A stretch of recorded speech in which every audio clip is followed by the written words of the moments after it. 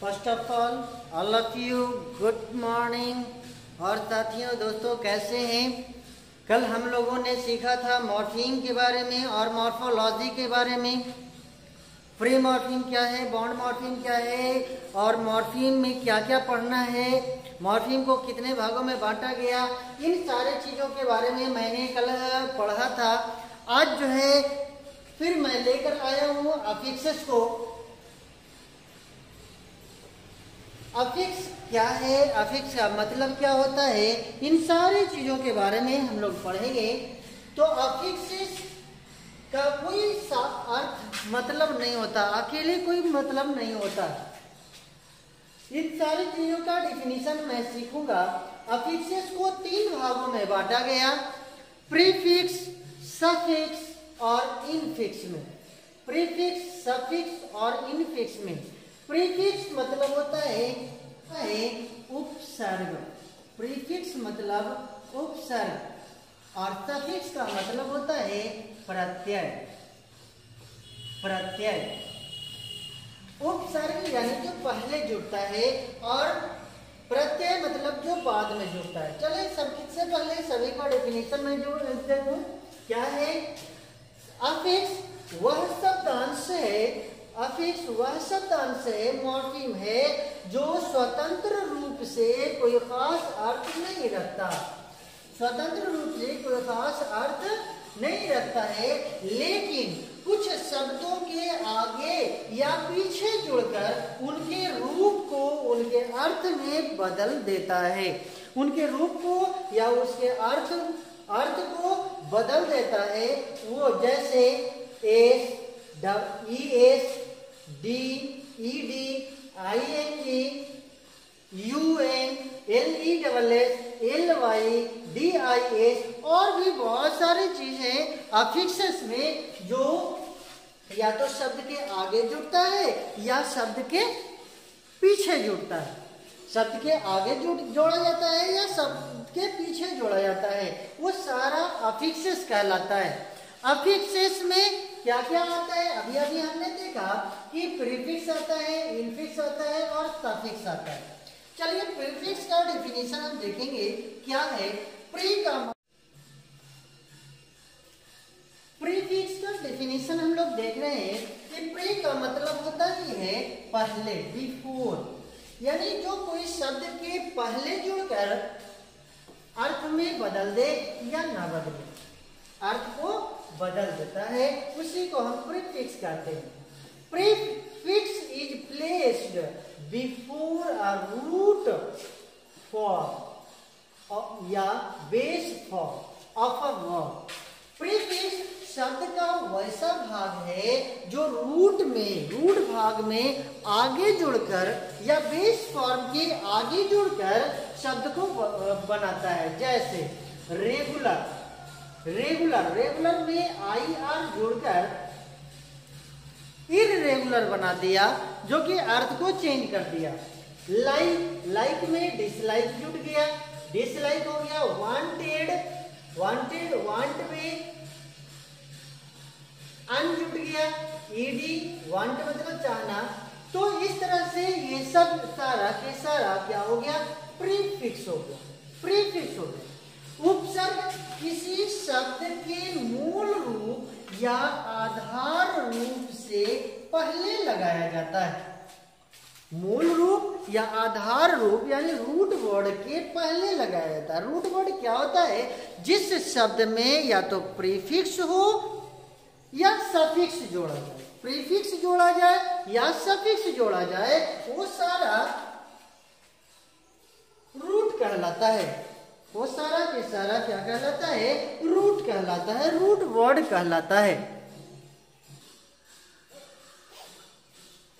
आगे चलते हैं इनफिक्स के बारे में। इनफिक्स का डेफिनेशन क्या है।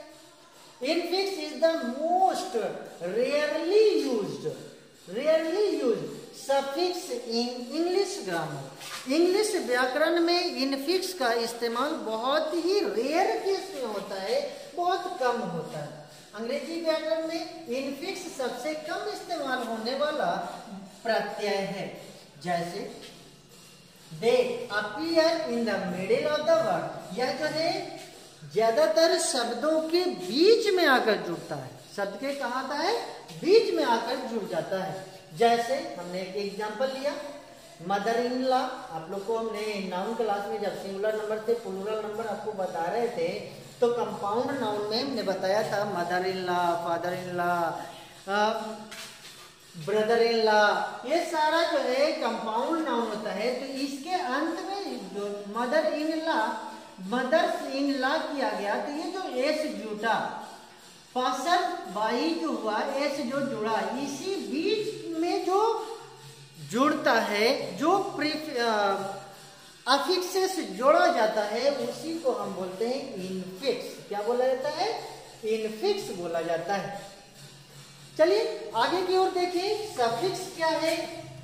सफिक्स का डेफिनेशन क्या है, suffixes are the words added to the end of a root form और base form of a word. Suffix किसी शब्द के अंत में जोड़कर उसके अर्थ को बदल देता है, उसी को हम सफिक्सेस कहते हैं। सफिक्सेस का अपना कोई,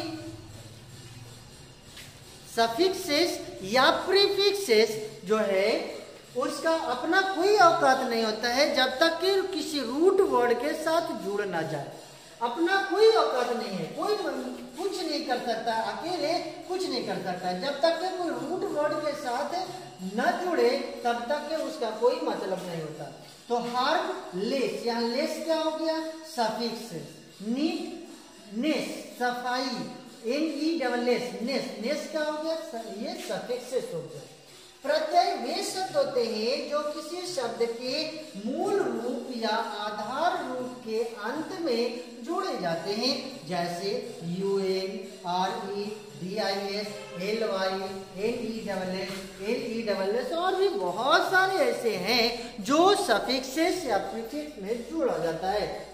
चलिए जैसे हमने एक एग्जांपल लिया अनकाइंडनेस, अन प्लस काइंड प्लस नेस, तो यहाँ पे अन क्या हो गया, प्रीफिक्स, जो कि शब्द के पहले जुटा। अन क्या हो गया, प्रीफिक्स हो गया, प्रीफिक्स, और नेस क्या हो गया, सफिक्स हो गया। लेकिन यहाँ जो काइंड आ गया, इस काइंड को हम लोग क्या बोलेंगे, रूट वर्ड बोलेंगे। क्या बोलेंगे, रूट वर्ड बोलेंगे। आगे चलते हैं, कुछ इंपॉर्टेंट पॉइंट हमने लिखा, बताया, बताने की कोशिश की। जब किसी शब्द के आगे, जब किसी शब्द के आगे डिस को लगाते हैं, जब किसी शब्द के आगे डिस को लगाते हैं तो वह शब्द निगेटिव बन जाता है। वह शब्द क्या बन जाता है, निगेटिव बन जाता है। जैसे डिसलॉयल, डिसकंटिन्यू, डिसमेंटल, डिसऑर्डर, ये सारा के सारा क्या हो जाएगा, निगेटिव वर्ड हो जाता है।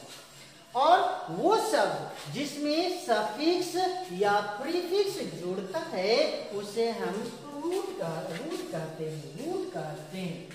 ठीक है, जैसे अनकाइंडनेस, यहाँ पे अन क्या हो गया, प्रीफिक्स हो गया,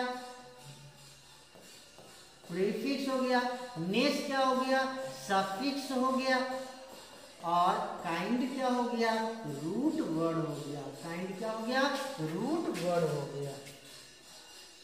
आगे कुछ आप लोगों को मैंने कुछ शॉर्ट ट्रिक्स या नोट्स मैं बताने का काम कर रहा हूं कि अगर नाउन बनाना हो, निम्नलिखित सफिक्स को जोड़कर, निम्नलिखित सफिक्स को जोड़कर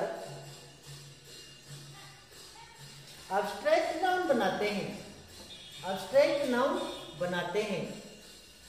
निम्नलिखित सफिक्स को जोड़कर एब्स्ट्रैक्ट नाउन बनाते हैं।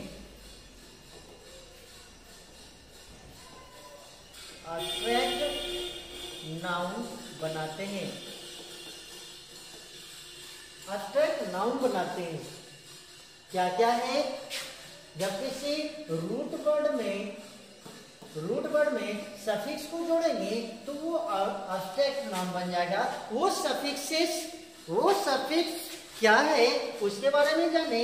ए TION एसन, TION सन, ION NENT मेंट, NESS नेस, TY ISN ANCE HOOD TER या RED, ये सारा ऐसे सफिक्सेस हैं जिसको किसी नाउन में जोड़ा जाता है तो वो अब्स्ट्रैक्ट नाउन बन जाता है। क्या बन जाता है? अब्स्ट्रैक्ट नाउन बन जाता है। जब किसी शब्द में ER या OR जुड़ता है तो वह कॉमन नाउन बन जाता है। तो क्या बन जाता है? कॉमन नाउन बन जाता है। ER या OR जब जुड़ता है तो कॉमन नाउन बन जाता है। जैसे मैंने में R जुड़ गया तो मैनेजर हो गया, ये कॉमन नाउन हो गया। इडिट में OR जुड़ गया तो ये कॉमन नाउन हो गया। सिंग से बना सिंगर क्या हो गया? कॉमन नाउन हो गया। चलिए आगे मैंने कुछ क्वेश्चन लेकर आया हूँ आप लोगों के लिए जो होमवर्क के रहा। अगला क्लास में आप लोग बताने का काम करेंगे, कमेंट करके बताएंगे इसका आंसर क्या होगा। निम्नलिखित को अब्स्ट्रैक्ट नाउन बनाना है। इसको क्या बनाना है? अब्स्ट्रैक्ट नाउन बनाना है। अब्स्ट्रैक्ट नाउन बनाना है।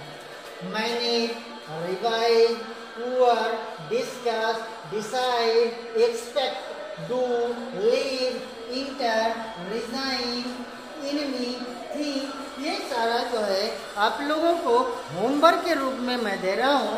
इसे अब्स्ट्रैक्ट नाउन बनाकर कमेंट करने का काम करेंगे। आगे चलते हैं। जब किसी शब्द के अंत में ly लगता है या जोड़ा जाता है तो वह नाउन नहीं बनाता। क्या बनाता है? जब किसी शब्द में ly जोड़ते हैं तो या तो एडजेक्टिव बनेगा या एडवर्ब बनेगा, या एडजेक्टिव बनेगा या एडवर्ब बनेगा, लेकिन नाउन कभी नहीं बनेगा। नाउन कभी नहीं बनेगा। जैसे आगे कुछ नाम हमने क्वेश्चन देने का काम किया। कुछ काउंटेबल नाउन और अनकाउंटेबल नाउन को पहचानना है। इनमें से कौन काउंटेबल नाउन है और कौन अनकाउंटेबल नाउन है, इसे आप पहचानने का काम करेंगे और कमेंट के माध्यम से बताने का काम करेंगे। जैसे sugar, star, student, car, scooter, Monday, Saroj, girl, gold, money, wage, rupee, jewellery, scenery, thinking, year, month, Naina, class, family, baby, army, bunch, jury और पैक। ये सारे को कमेंट करके हमें शेयर करेंगे, बताएंगे कि इसका क्या आंसर होगा, कौन काउंटेबल नाउन है और कौन अनकाउंटेबल नाउन है। चलिए पिछला क्लास में हमने फ्री मॉर्फीम को दो भागों में बांटा, लेक्सिकल मॉर्फीम और फंक्शनल मॉर्फीम। आज उन सब के बारे में मैं बताऊंगा। बॉन्ड मॉर्फीम को दो भागों में बांटे थे, डेरिवेशनल मॉर्फीम में और इन्फ्लेक्शनल मॉर्फीम में। डेरिवेशनल मॉर्फीम और इन्फ्लेक्शनल मॉर्फीम, लेक्सिकल मॉर्फीम और क्लासिकल फंक्शनल मॉर्फीम क्या है, आज मैं उन सारी चीजों को, उन सारी बातों को मैं लेकर आया हूँ। सबसे पहले चले फ्री मॉर्फीम में जो लेक्सिकल मॉर्फीम है उसके बारे में जाने। लेक्सिकल मॉर्फीम को कोर मीनिंगफुल वर्ड्स भी कहा जाता है। कोर मीनिंगफुल कहने का मतलब जिसमें जो अपने आप में पूरी तरह से मीनिंगफुल हो, जिसका कुछ न कुछ मीनिंग हो, मतलब हो। जैसे कैट, डॉग, बॉय, गर्ल और भी बहुत सारे जो अपने आप में मीनिंग है, जिसका कुछ ना कुछ मीनिंग होता है, मतलब होता है, उसे हम लेक्सिकल मॉर्फीम कहा जाता है। उसे लेक्सिकल मॉर्फीम कहा जाता है। इसीलिए इसे कहा जाता है core meaningful words. Core meaningful words कहा जाता है। इसके अंतर्गत क्या क्या आ सकते हैं? नाउन भी आ सकता है जैसे बॉय, मैन और भी बहुत सारा। एडजेक्टिव भी आ सकता है जैसे हैप्पीली, टॉल और भी etc। वर्ब भी आ सकता है जैसे गो, ड्राइव etc। एडवर्ब भी आ सकता है जैसे लाउडली, क्विकली etc। मैं इन सारी चीजों के बारे में डिटेल में बताऊंगा। प्रोनाउन क्या है, प्रोनाउन का काइंड्स क्या है, एडजेक्टिव क्या है, एडवर्ब क्या है, इन सारे पार्ट्स ऑफ स्पीच को मैं बताऊंगा। बशर्ते आपको चाहिए कि आप क्लास रेगुलर करें, 1 बाय 1 लेक्चर को देखते चलें, सीक्वेंस वाइज देखें, पिछला क्लास को समझते चलेंगे, देखते चलेंगे, ताकि अगला वीडियो में किसी तरह का कोई भी परेशानी ना हो। चलिए आगे देखते हैं फंक्शनल मॉर्फीम क्या होता है, फंक्शनल मॉर्फीम किसे कहते हैं, उन सारी चीजों के बारे में जानेंगे। इसे फंक्शनल मॉर्फीम को ग्रामेटिकल मॉर्फीम भी कहा जाता है। फंक्शनल मॉर्फीम को क्या कहा जाता है? ग्रामेटिकल मॉर्फीम का भी कहा जाता है, यानी इसका भी कुछ न कुछ अपने आप में मीनिंग होता है, जैसे to, of, and, but, and, the, this, that, a, can और भी बहुत सारा चीज आ सकता है फंक्शनल मॉर्फीम के अंतर्गत। फंक्शनल मॉर्फीम में प्रोनाउन, प्रीपोजिशन, कंजंक्शन, डिटरमाइनर, ये सारा जो है फंक्शनल मॉर्फीम के अंतर्गत फंक्शनल मॉर्फीम में आ सकता है। फंक्शनल मॉर्फीम का काम क्या है कि लेक्सिकल मॉर्फीम को मॉडिफाई करने का काम करती है। फंक्शनल मॉर्फीम लेक्सिकल मॉर्फीम को मॉडिफाई करने का काम यानी बदलने का काम करती है। मॉडिफाई का मतलब होता है बदलना। क्या होता है? बदलना। आगे चलते हैं, डेरिवेशनल मॉर्फीम क्या है? बाउंड मॉर्फीम को दो भागों में मैंने बांटा, डेरिवेशनल मॉर्फीम और इन्फ्लेक्शनल मॉर्फीम में। तो डेरिवेशनल मॉर्फीम क्या है, इन्फ्लेक्शनल मॉर्फीम क्या है, उन सारी चीजों के बारे में मैं जानूंगा। वैसा मॉर्फीम जो किसी शब्द के मतलब को बदल दे, जो किसी शब्द में अगर जोड़ दिया जाए तो उसके अर्थ को ही चेंज कर देता है, बदल देता है, उसी को हम डेरिवेशनल मॉर्फीम कहा जाता है। जैसे हैप्पी, हैप्पी का मतलब होता है खुश। हैप्पी का मतलब क्या होता है? खुश। लेकिन अगर इसमें अन जुट गया जो सफिक्स है, लेकिन ये सफिक्स को जोड़ने के बाद अनहैप्पी कर देते हैं, तो इसका मतलब होता है नाराज। इसके अर्थ को ही बदल देता है, इसके अर्थ को ही बदल देता है। तो इस तरह के मॉर्फीम को हम क्या बोलेंगे? डेरिवेशनल मॉर्फीम कहेंगे। एग्जाम्पल हमने लिया वैलिड, वैलिड में इंक्लूड किया तो इससे क्या हो जाएगा? ये डेरिवेशनल मॉर्फीम कहलाएगा। इसमें क्या क्या आ सकता है? एंटी, दी, नेस, लेस और मिस और भी बहुत सारे डेरिवेशनल मॉर्फीम है जो कि अर्थ को ही बदल देता है। लेकिन क्या कोई वैसा भी मॉर्फीम है जो किसी के अंत में या पहले जोड़ करके मीनिंग को न बदले, मीनिंग को नहीं बदले? हमने यहाँ पे थोड़ा सा मिस्टेक कर दिया, यहाँ पे प्रीफिक्स ना होके सफिक्स हो, सफिक्स ना होके प्रीफिक्स होगा। क्या होगा?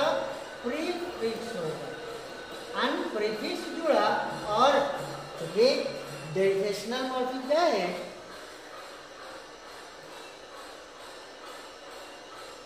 प्रीफिक्स है, इसके अर्थ को ही बदल देता है, इसीलिए इसे हम डेरिवेशनल मॉर्फीम कहेंगे। वैलिड, इनवैलिड, ये सब जो है या तो प्रीफिक्स हो या सफिक्स हो जो जुड़ कर अपने अर्थ को बदल दे, तो उसी को हम डेरिवेशनल मॉर्फीम कहते हैं। इन्फ्लेक्शनल मॉर्फीम क्या है? वैसा मॉर्फीम जो नए शब्द भी नहीं बनाते हैं, नए शब्द भी नहीं बनाते हैं और न ही इसका अर्थ को, इसके मतलब को, मीनिंग को बदलता है, उसे हम इन्फ्लेक्शनल मॉर्फीम कहते हैं। यानी कुछ या तो प्रीफिक्स या सफिक्स अगर जुड़ जा रहा है और उसके अर्थ में भी कोई तब्दीली नहीं हो रहा है, उसे हम इन्फ्लेक्शनल मॉर्फिम कहते हैं।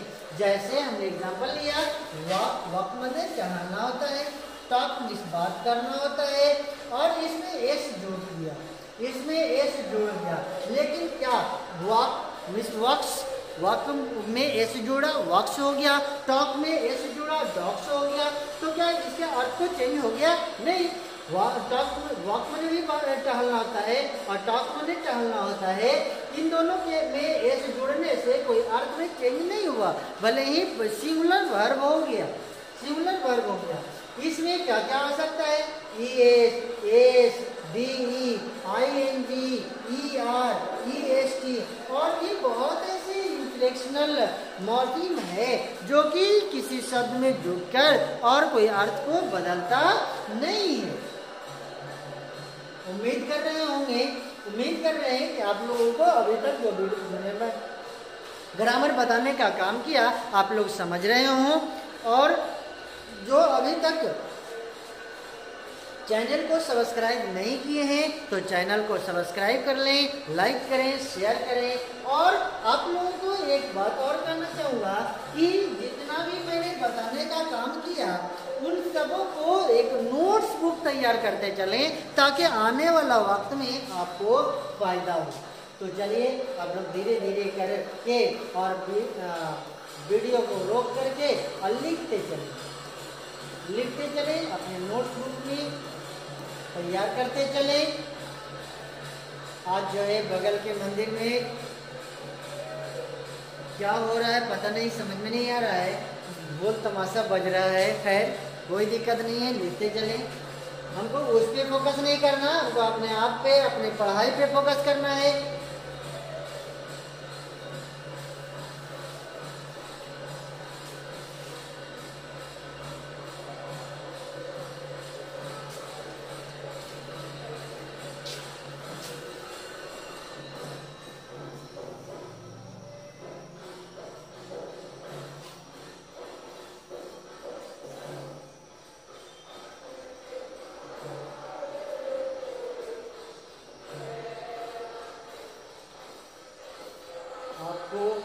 सब्सक्राइब करने से, आपके लाइक करने से मुझे कुछ होता नहीं है, बस एक हौसला अफजाई होता है।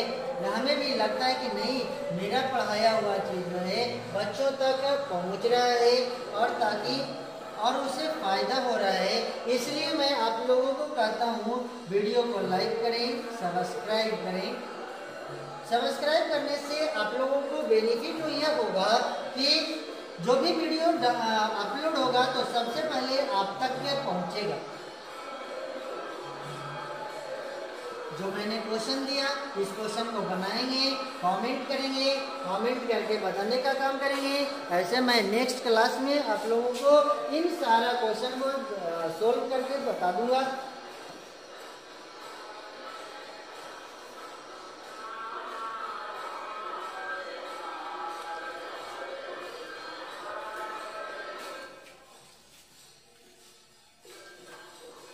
तो आज का क्लास यहीं तक समाप्त होती है।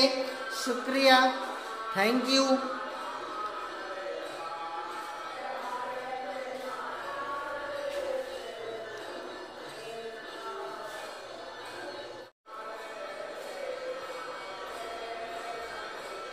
अगला क्लास में मैं लेकर आऊँगा, अगला क्लास में फोनेटिक्स के बारे में लेकर आऊँगा। फोनेटिक्स क्या है, फोनेटिक्स कितने भागों में बांटा गया, कौन कौन होता है।